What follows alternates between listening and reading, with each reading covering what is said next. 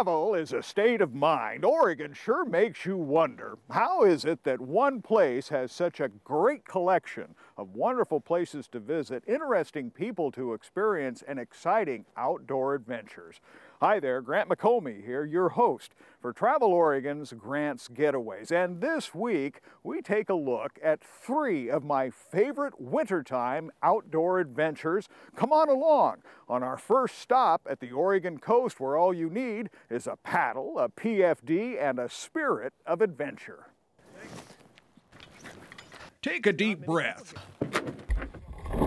and savor a place meant for the quiet times. It does go right next to the forest.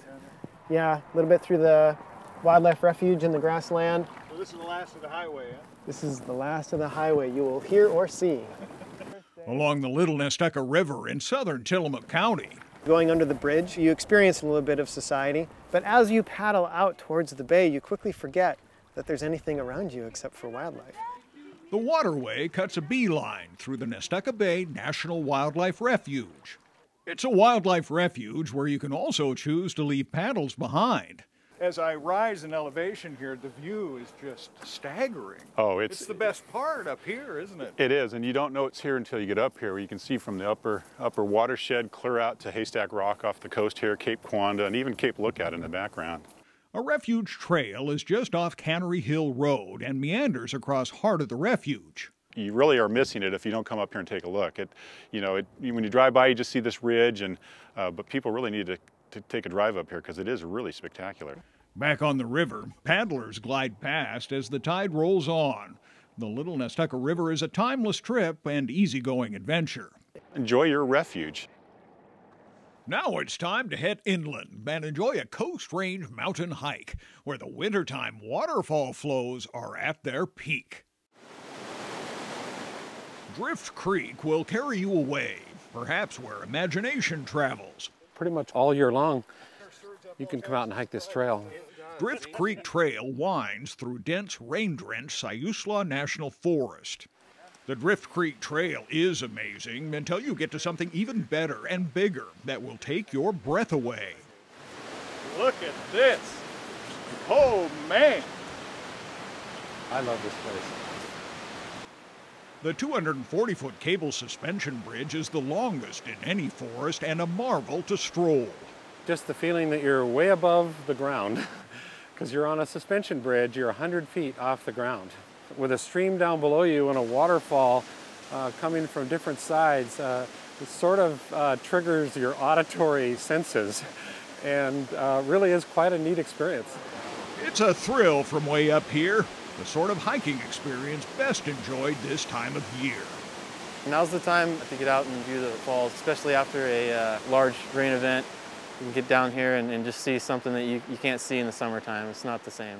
No 2 mornings are ever the same at Winter Getaway number 3, when we quickly discovered it's the early riser who catches the best shows at Dawn Flyout, the Klamath Wildlife Refuge.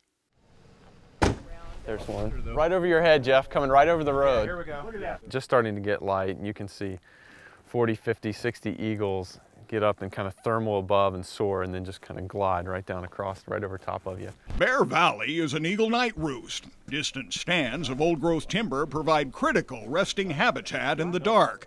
But when daylight strikes, eagles take flight to search for food. Up to 1,000 eagles arrive on the Klamath Refuge from as far away as Alaska. The big birds join hundreds of other raptors in an age-old predator-prey game. They come here following their food supply, up to 2 million ducks, geese, and other waterfowl. There's endless opportunities to observe wildlife. Don't miss the wildlife opportunity in eastern Oregon, where you lend a hand feeding the elk at the Elkhorn Wildlife Area. All right, are we all set? All right, boys. Alice Trindle shares the reins of the operation with partner Susan Triplett, while local horseman Mike Moore lends a hand. It is the only horse-drawn wildlife tour in Oregon. Jed and Waylon are the heavy pullers. This is a team of percheron geldings. This is their third winter they've been here to help us out. They're just built for this work. They are, you know, and part of it is just their temperament. These are probably the most petted horses in Baker County. Oh. From mid-December through February, Saturdays and Sundays, they will spread up to a dozen alfalfa bales to feed 150 elk. Being able to do something you really enjoy, like Alice and I talk about it, we say we're going to quit when it becomes not fun, and here we are 20 years later, still having fun, so. You say elephant? That's a real special thing that we can offer.